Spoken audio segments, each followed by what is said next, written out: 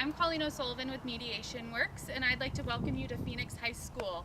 I've been working on campus 20 hours a week this year to bring restorative practices to the school, help with my team train the administration and management team here to be more inclusive and restorative in the approach that we take to the students. So I'd like to welcome you and have you introduced to the management team so you can meet who we've trained so far this year. Hi, my name is Fernando Juarez. I work at Phoenix High School. I deal with student management as well as helping to translate for our bilingual parents here. I've been here, this is my 7th year.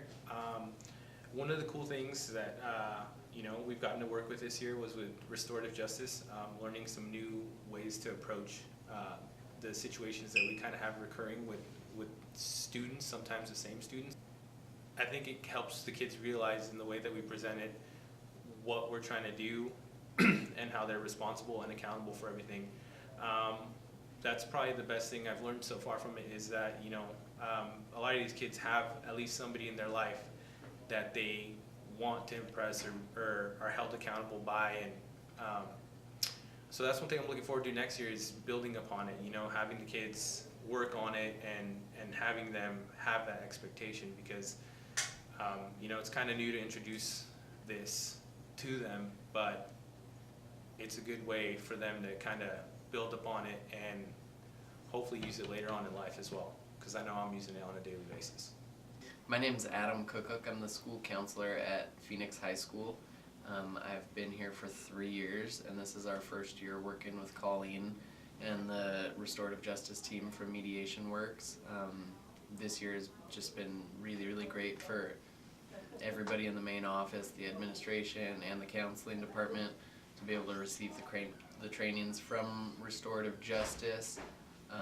Just for me personally and my counseling day-to-day practice, it's just been really beneficial to have just those core values that restorative practices has been teaching us, and I've taken a lot of what I learned from those trainings into what I do working with families and working with students and just making creative solutions to just the difficult problems we come across working in the schools. And I'm just really grateful for everything they've done here at Phoenix High School, and I would hope that a grant is renewed because it's a very valuable service to our students in this community.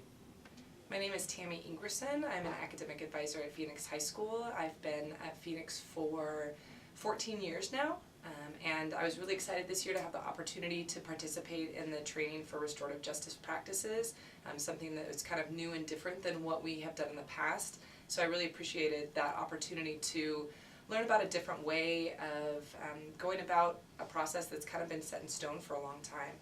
I really greatly appreciate the work that Colleen has done in working with our students and really kind of slowing things down, trying to get to the root of what's going on that's causing the behavioral issue as opposed to just addressing the behavior itself.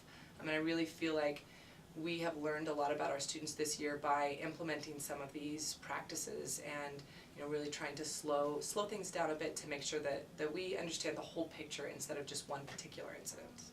Hi, my name is Shauna Schleif. I'm an assistant principal at Phoenix High School, and this is my 5th year in this position. And prior to that, I was also a teacher in this district for 3 years, and then 3 years prior to that as well. So one of the things I'd like to say about restorative practices in general is that it's put an emphasis for us on this idea of prevention. And sometimes in my job, I've dealt with I've had to be reactionary in my work. And the training that I've received through restorative justice has been one that has really challenged my thinking in a really positive way in terms of how to deal with situations number one, prevent situations from escalating, and if they do, then how do you respond in a way that really restores the situation and changes behavior, in addition to just creating a more harmonious school culture. One of the examples that I would like to kind of discuss is that just this week, a teacher came up to me and was dealing with a class of 3 boys that were just really being disrespectful, and she's like, I'm going to have to write them a referral.